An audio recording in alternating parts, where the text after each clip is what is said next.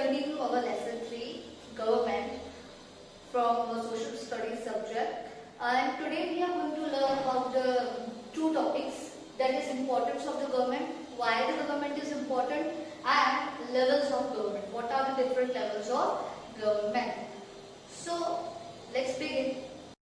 Before we begin today's topics, let's have a quick review about what we have learned in the previous video. First thing which we learned was, what is government? Government kya hai? We learned the definition of the government, that government is an organization which is taking political decisions to run a country. Next thing we learned about need of the government. What is the need of the government? Why any country needs government? Because it is very important to take certain decisions. Next thing, we learned about functions of the government. What is the working of the government? How the government works? They are taking various steps to solve the problems of our country. Now, I hope that the previous topics are clear. Let's begin today's new topics.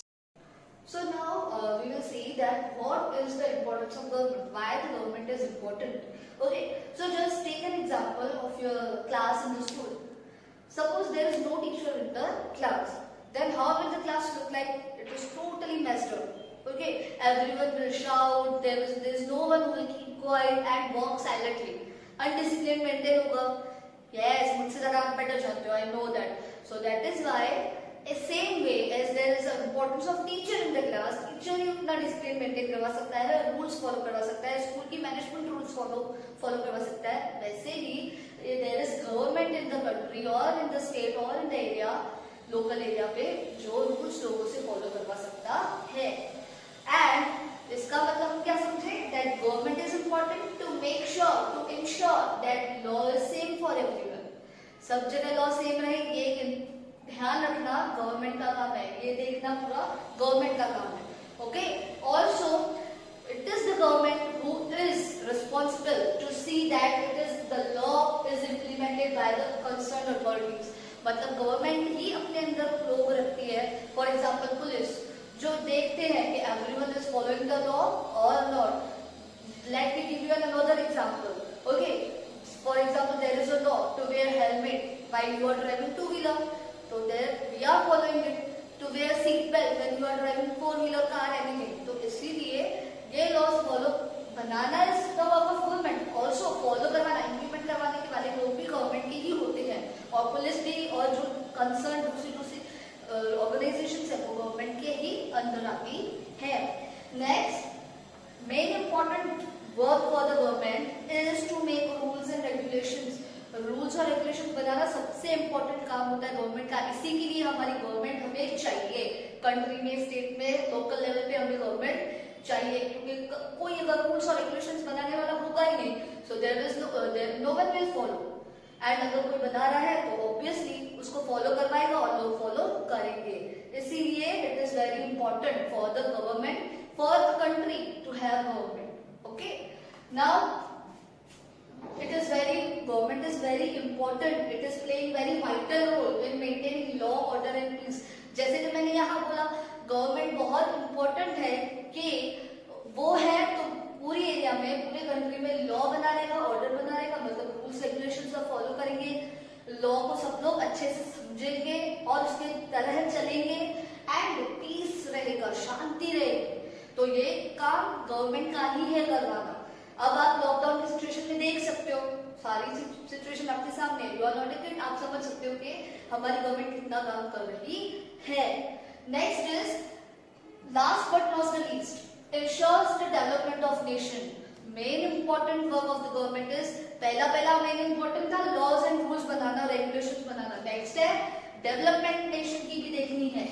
Government पूरे country की जो पूरी development रहेगा, progress रहेगा, वो efficiently काम कर रहा है या नहीं कर रहा है, ये सारा काम भी गवर्नमेंट के अंदर ही आएगा. Government will try to make that rules जो हमारे कंट्री को पूरे वर्ल्ड में अच्छा बनाए, आगे बढ़ाए, प्रोग्रेस करे, डेवलप करे. सो यू कैन सी पूरी रिस्पॉन्सिबिलिटी अब गवर्नमेंट के शोल्डर पे आती है. और it is not a easy task, हम सब बोलते हैं, but it is very difficult task to work, to see that how the government works, to know कैसे गवर्नमेंट चलती है.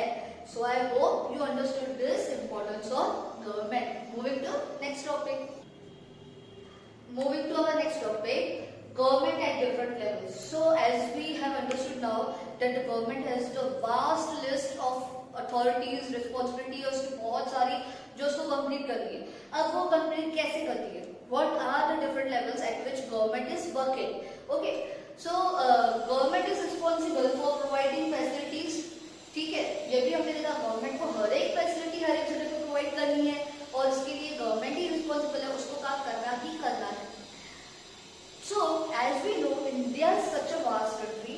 To administer such a vast country, if the administration is centralized, समझो एक ही जगह पे हमने रख दिया, ये समझो हाँ ये पूरे एक जगह पे हमारी पूरी गवर्नमेंट है, ठीक है, वही सारे कंट्री को रूल करेगी, तो ऐसा पॉसिबल नहीं होगा. That is why we have divided the levels of the government into 3 parts. Now, मैंने दिल्ली नहीं दिखाया. I have written the name Delhi. I know that there is a government in Delhi. उसके बारे में हम डिस्कस करते हैं. First of all, try to understand that working level जो है गवर्नमेंट का वो 3 पार्ट में डिवाइड हो चुका है. Why? Because to administer such a vast country, इतने सारे कंट्री को चलाना, कंट्रोल करना, देखना इजी टास्क नहीं.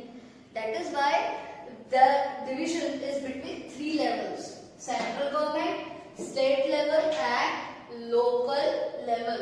What are these 3? एक एक करके देखते हैं. Central government. Central government is also called union government or national government. ये हमारा दिल्ली का गवर्नमेंट है. मतलब पूरे कंट्री के लिए जो रूल्स बनेंगे, the whole country, the rules and regulation act बनेंगे जो पूरे कंट्री के सिटीजन्स को फॉलो करने हैं, that is in central government. वो सारा सेंट्रल गवर्नमेंट ही बनाएगी. Central government also will see that कि उनके दूसरे जो 2 अदर पार्ट है, स्टेट लेवल और लोकल लेवल, काम ठीक से कर रहे हैं या नहीं. Whole administration of the country. Now देखो, we have divided their responsibilities. हमने लेवल जो है गवर्नमेंट का वो 3 पार्ट में डिवाइड किया, लेकिन इनके पूरे डिपार्टमेंट भी अलग कर दिए. इसके पीछे भी रीजन है, सो दैट कोई भी किसी के बीच में इंटरफेयर ना करे और अपने अपने डिपार्टमेंट में सब काम करे. अगर हमने ये सब नहीं किया होता तो ऑल फिर से वही केओस हो जाते, हर एक अपने हिसाब से चलाते. और हाँ, अगर एक ही जगह पे गवर्नमेंट होगा तो वो क्या देख पाएगा कि कौन से इंडिया के कौन से कॉर्नर में क्या हो रहा है. इसीलिए हमने डिफरेंट लेवल में डिवाइड किया गवर्नमेंट की वर्किंग को. सेंट्रल गवर्नमेंट पूरे कंट्री को देखेगी. State level, that means the problems which are related to state. इसका एग्जाम्पल है गुजरात गवर्नमेंट. अब यहाँ पे गुजरात गवर्नमेंट की बात है, मतलब कि the rules which are made for one state only. जो रूल्स एंड रेगुलेशंस एक स्टेट बनाता है वो स्टेट लेवल गवर्नमेंट कहा जाता है. नाउ स्टेट लेवल गवर्नमेंट कभी भी पूरे कंट्री को नहीं देखेगी, सिर्फ अपनी स्टेट के एरिया को देखेगी और उनके एरिया में क्या हो रहा है, उनके प्रॉब्लम्स, लोगों की क्या प्रॉब्लम्स है, उनको सॉल्व करना, क्या फैसिलिटी उनको चाहिए, they what help they need from the union government. कौन सी हेल्थ, कौन सी मेडिकल फैसिलिटीज, कौन से एजुकेशन इंस्टीट्यूशन उनको खोलने हैं अपने एरिया में, ये सारी चीजें वो सेंट्रल गवर्नमेंट से हेल्प लेंगे और अपने स्टेट को सिर्फ रूल करेंगे. मतलब रूल नहीं हो सकता लेकिन वो कंट्रोल करने की कोशिश करेंगे. So I hope central government and state government is clear. Moving to the local level. Local level government क्या होता है? That means the areas like the, मतलब that level of the government जो डील करता है विलेज या towns या कोई सिटीज. समझे, इनकी प्रॉब्लम से जो डील करेगा वो लोकल लेवल गवर्नमेंट कहलाएगा. नाउ ऐसे कहा जाता था हिस्ट्री में हमारे दैट द प्रॉब्लम्स जो समझने के लिए आता है, अगर कोई that person is coming from the far distance, so he will not understand the problems. मतलब कोई दूर से अगर आया तो वो हमारी प्रॉब्लम्स को नहीं, बट हाँ लोकली अगर हमारा कोई आता है हमारी प्रॉब्लम्स को सॉल्व कर ले तो हम खुशी खुशी उनको बताते हैं और वो इजीली सॉल्व भी करते हैं. इसीलिए हमारी सेंट्रल गवर्नमेंट और स्टेट गवर्नमेंट ने एक और चीज की है लोकल गवर्नमेंट को. सो इफ पॉसिबल, मतलब so that if it is possible कि वो खुद ही अपनी प्रॉब्लम्स को सॉल्व कर दे. लोकल लेवल की गवर्नमेंट सबसे ज्यादा जानेगी कि वाटर प्रॉब्लम्स कौन सी एरिया में है और स्कूल्स कौन सी एरियाज में नहीं है, कौन सी मेडिसिन फैसिलिटी कौन सी एरिया में नहीं दी है, ये सारी प्रॉब्लम उनको इजीली लोकल एरियाज वाले ज्यादा अच्छे से पता कर सकते हैं और सेंट्रल गवर्नमेंट नहीं पता कर सकती, उसके लिए बहुत दूर की चीज हो जाएगी। इसीलिए इस तरह से हमने पूरे एरियाज में लेवल्स ऑफ गवर्नमेंट को डिवाइड कर रखा है। इससे यही एक बेनिफिट होता है कि हमारा कंट्री अच्छे से प्रोग्रेस करेगा and as there will be different department, each department will look into their work only and they can solve problem very easily. It is very difficult कि local areas वाले लोग central government तक एक एक चीज बताने जाए, it is not valid और सही भी नहीं, ठीक है, it's not right thing to do। तो इसीलिए local areas people will go to their local area government rather than central government।